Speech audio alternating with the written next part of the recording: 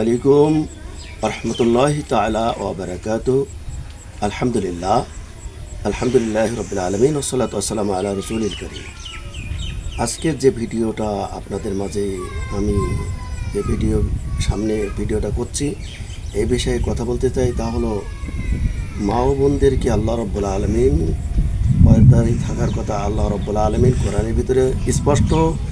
কোরআনের ভিতরে বলে দিয়েছেন। সুতরাং প্রিয় বোনেরা, আপনাদের পদতলে সন্তানের জান্নাত।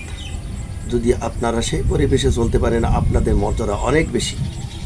সুতরাং আপনাদের সেইভাবে চলাফেরা করা উচিত। এক নম্বর হলো আপনার সতীত্বকে হেফাজতের দায়িত্ব আল্লাহ রাব্বুল আলামিন আপনাকে দিয়েছেন।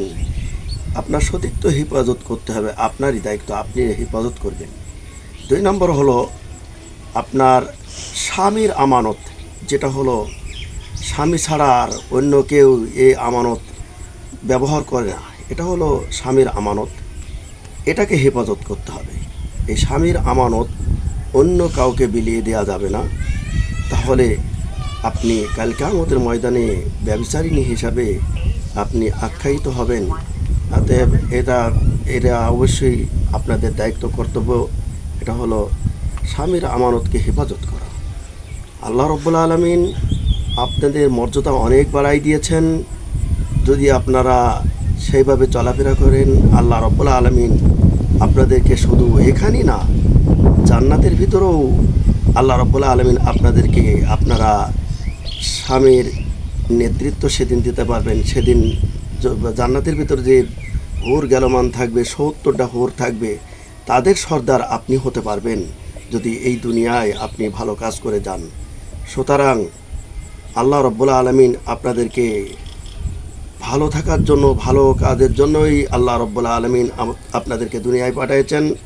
ভালো পথে চলতে হবে, কোরআন হাদিস মেনে চলতে হবে। যদি আপনারা এগুলা পারেন, অবশ্যই কাল কিয়ামতের ময়দানে আপনি সেই জান্নাতের ভিতরে আপনি আপনার স্বামীর যতগুলা হুর গেলমান থাকবে, তার নেতৃত্ব আপনি দেবেন। আপনি সেখানে আপনি সর্দার হবেন।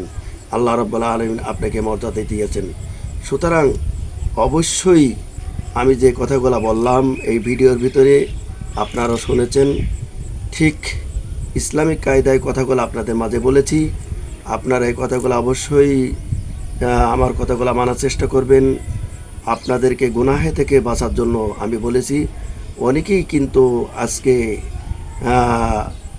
এমন পরিবেশ হয়ে গেছে, তার স্বামী বাইরে আছে, সে তার সব কিছু বিলিয়ে দিচ্ছেন অন্যের হাতে। স্বামীর আমানতকে অবশ্যই আপনার হেফাজত করার দায়িত্ব। তাহলে যদি আপনি হেফাজত করতে পারেন, তাহলে অবশ্যই কাল কিয়ামতের ময়দানে আল্লাহ রাব্বুল আলামিন উত্তম পুরস্কৃত করবেন।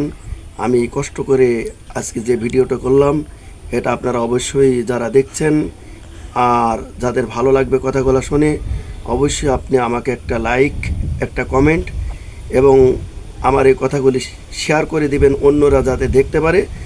আর আমার চ্যানেলটি সাবস্ক্রাইব করবেন। ধন্যবাদ।